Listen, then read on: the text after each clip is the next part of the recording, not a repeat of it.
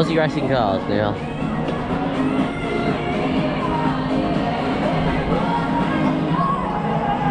The tiny little things.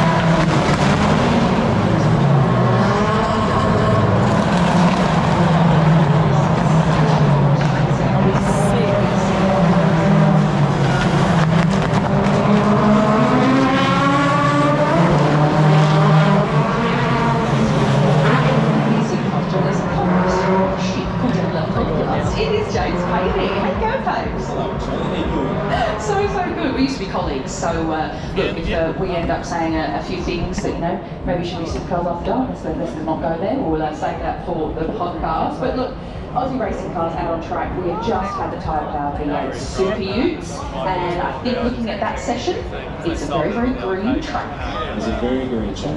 Good morning, everybody. Welcome to the Goldcoast. Yeah, wow, I think the first note for me is I can't believe how many people are at the track already. It's spectacular. It's walking into just this is really, really cool.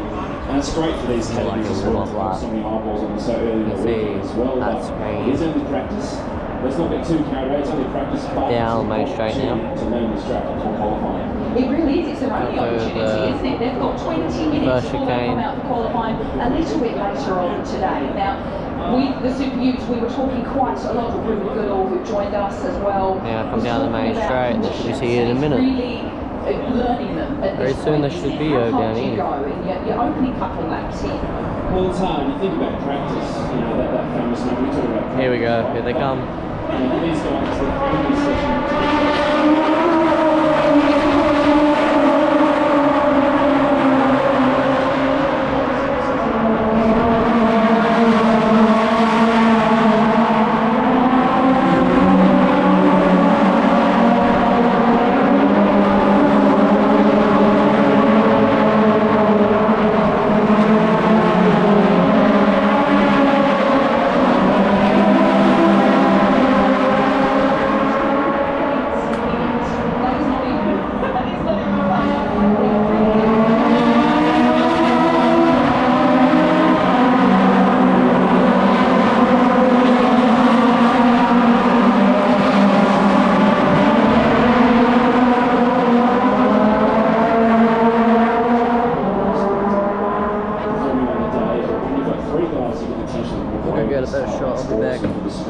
Also for the category again, a few days ago we used this later as well. We'll get to that a bit later, but yeah, awesome times. Yeah, the Battery World Aussie racing cars certainly making their presence known. And they've got a very distinctive sound, don't they, James? I think maybe if this is the first time that we've seen Aussie racing cars on this circuit since 2019, so let's talk a little bit about these cars. If you're not familiar with them, perhaps you're a casual viewer of the wonderful world of the Goldcoast 500.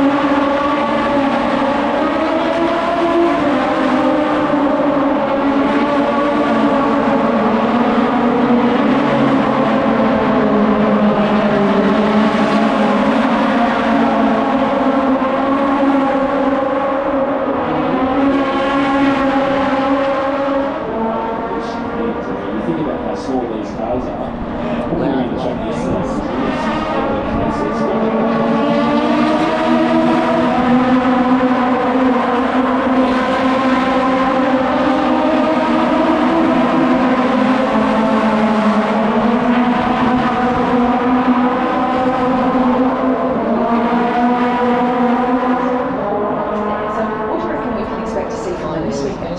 Well, there are two long straights. We call them straights, not really straights here, but these guys can really get the speed up in these cars, and you're going to get, it's a bit damage at there already, unfortunately, but you're going to really get some speed in these cars because the momentum you're going to get through those chicanes is really important to get down to overtaking zones as well.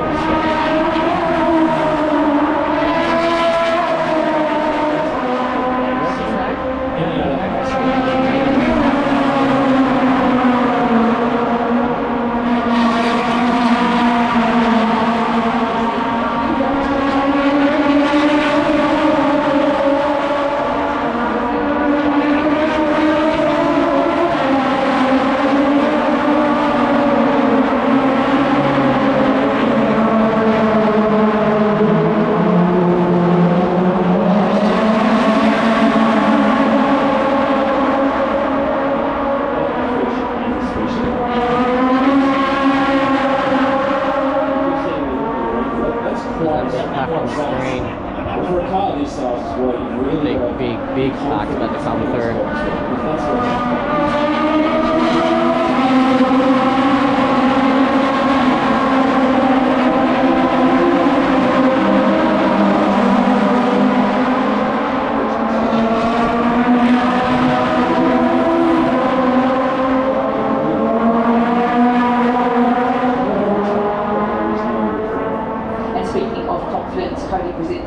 Coming off his round win at Phillip Island last month.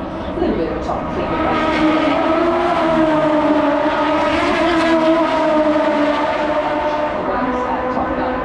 Karting, exceptional coach, and clearly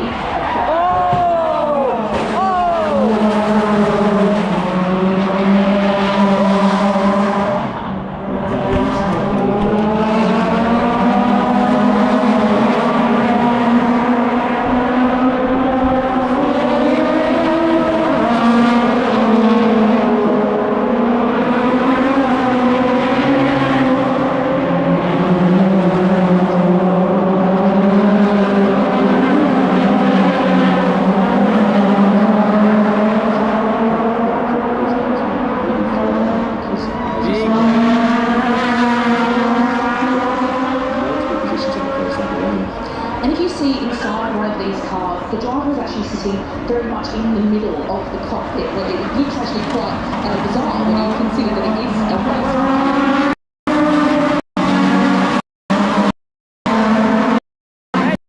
Red flag.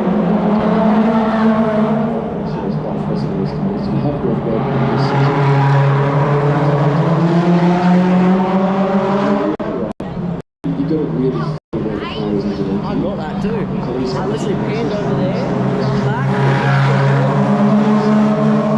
I barely got that.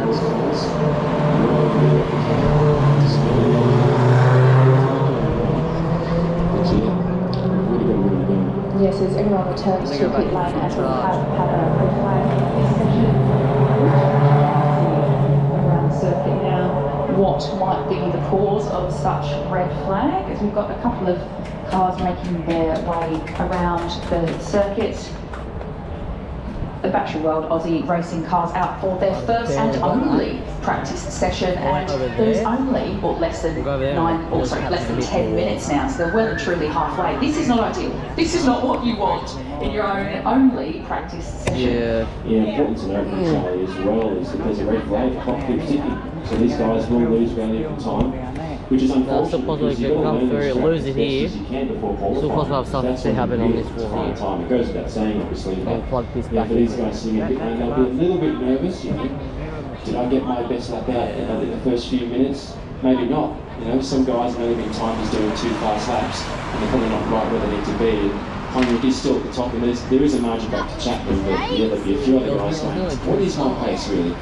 And you would be coming straight back to pit lane, talking to the engineer, talking to your team, and ensuring that when you get back out there, you can get straight to it, because now we've tipped over at the halfway mark. So, James, you actually went on a bit of a track walk yesterday with one and only Bathurst winning Todd Hazelwood. Gosh, he must be on an absolute high. I loved watching everything from Toddy. Goodness, it's been fantastic to not only see that wonderful result for him, for his family, and then just think about all of the sausage sizzles that led him to that moment. Big smile on the page, Charlie. It's been 2 weeks, but he's such a good guy.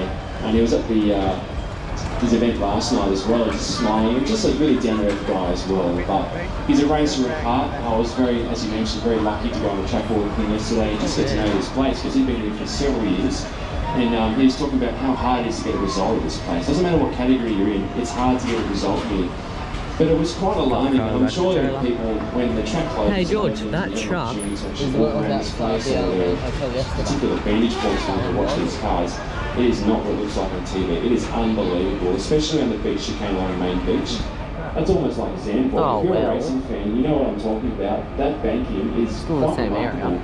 You think it's just a dinky guy, bit of flat road, a couple of curbs. It is not that. That is what a track. And Todd was very, very grateful with his time to talk us through that. It'll be up on our Supercars.com channel soon as well. But yeah, great guy, Charlie. Really, really deserving plans from him. Oh, absolutely. I had the pleasure of working with his sister, Lauren Hazelwood, at Motorsport Australia, and it has been a very, very big buzz and a vibe throughout. So, look, we are still red flagged for this opening practice session of the Battery World Aussie Racing Cars. We actually, to be honest, we can't tell you why we can see this red flag. I actually believe that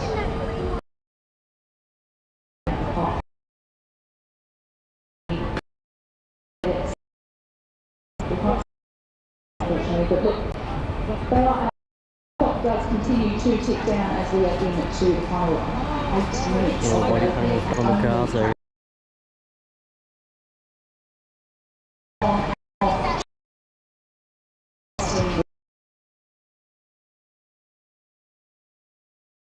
So a front row seat to them. And of course tonight, make sure you save up all of your energy cable, because the Friday night concert is going to be huge. The first of 2 concerts, of course, across the weekend, and we've got local DJs kicking off around midday today, and just after that we'll see Supercars hit track not long after that at 12:30. We've got DJ Total Eclipse as well as the Bag Raiders, and then Peking Duck at 7:20. I'm very excited about this. Let's just hope there's not too many tear-ups at Supercars progress. I would like to have that was a bit hard. I assume I'll be quite busy at that stage, but if you're a fan, you're at this racetrack, if you're about to come to the racetrack, hang around for that. It's going to be absolutely spectacular. It certainly is, and on Saturday it all kicks off again. The party vibes are always high at the Boost Mobile Goldcoast 500. Local DJs from 10 AM on Saturday. Kingswood hit the stage.